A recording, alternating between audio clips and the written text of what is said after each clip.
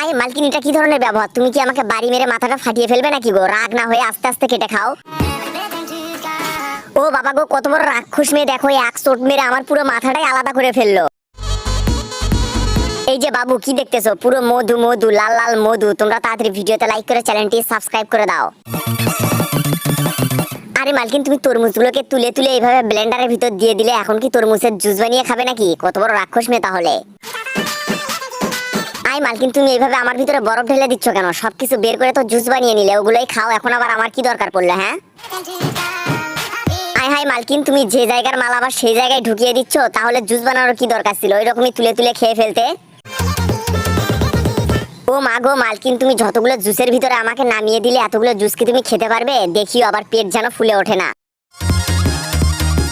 হে হে, এই গরমে আরাম পেতে মালকিন খাচ্ছে তরমুজের জুস। এই বাবু, তোমরা কি দেখতেছো? তাড়াতাড়ি কমেন্ট করে বলো। তোমরা কি কখনো বাড়িতে তরমুজের জুস বানিয়ে খেয়েছো? তাড়াতাড়ি কমেন্ট করে বলো।